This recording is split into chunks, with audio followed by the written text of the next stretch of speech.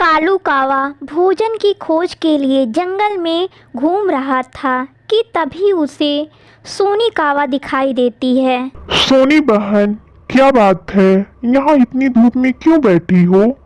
कोई परेशानी है क्या? कुछ नहीं कालू भाई, मैं ठीक हूँ। सोनी बहन, माना कि मैं तुम्हारा सगा भाई नहीं हूँ, परंतु मैं तुम्हें अपनी बहन की तरह समझता हूँ। बताओ आखिर क्या बात है ऐसी? कालू भाई, मेरे पति मुझसे हर रोज जहर भरी बातें करते हैं, मुझे बिल्कुल पसंद नहीं करते। आज उन्होंने मुझे बहुत मारा, मुझे घर से भी निकाल दिया और वे दूसरी शादी के लिए भी कावी खोज रहे हैं जंगल में। मैं क्या करूं? क्या कावी भाई ऐसे कैसे कर सकते हैं? रानी कावी का भाई होने के नाते उन्हें बहुत ज्यादा अच्छा समझता था। चलो सोनी, तुम मेरे साथ चलो, मैं अभी जाकर कावी भाई से बात करता हूँ।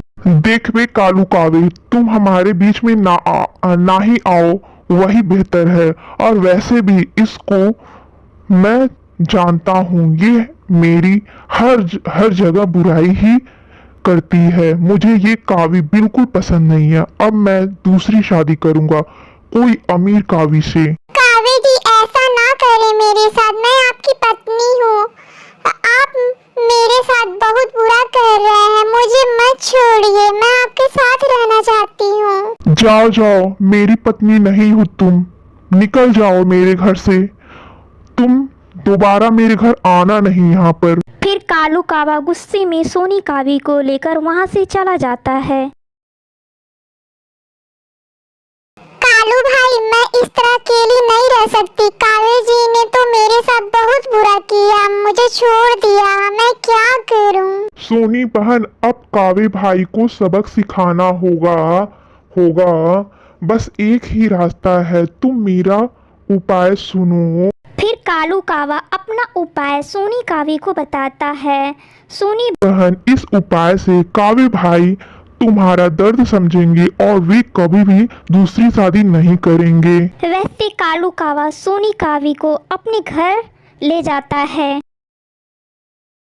रानी, ये तुम्हारी भाभी सोनी कावी आज से हमारे घर में ही रहेंगी। क्यों कालू जी, ऐसा क्यों भाई कर रहे हैं? तुम्हारे भाई ने जहर लाने की वजह से मुझे अपने घर से निकाल दिया और मुझसे कह रहे हैं कि मैं दूसरी शादी करूंगा। हाँ रानी, देखो तो भाई ने सोनी कावी को बहुत मारा है। भाई ऐसे कैसे कर सकते हैं? मैंने तो कभी नहीं सोचा था कि भाई ऐसे होंगे।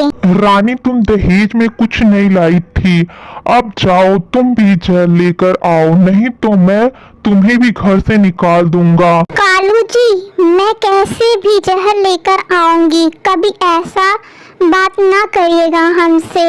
अगला दिन आ जाता है। कालू कावा सोनी कावी के साथ भोजन कर रहा था। कालू जी, बहुत भूख लगी है, मेरा भोजन कहाँ है? रानी, भोजन तो खत्म हो गया है। आज मैं सोनी कावी के लिए ही भोजन लेकर आया था। एक काम करो, आज का भोजन तुम खुद ढूंढ लो। बस अब कालू कावा सोनी कावी की बात मानने लगा था। सोनी अच्छी कावी हो रानी।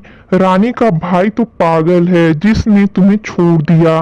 वैसे कालू जी, एक बात कहूँ, आप भी बहुत अच्छे हैं। रानी कावी भी चुपके से ये सारी बातें सुन रही होती है।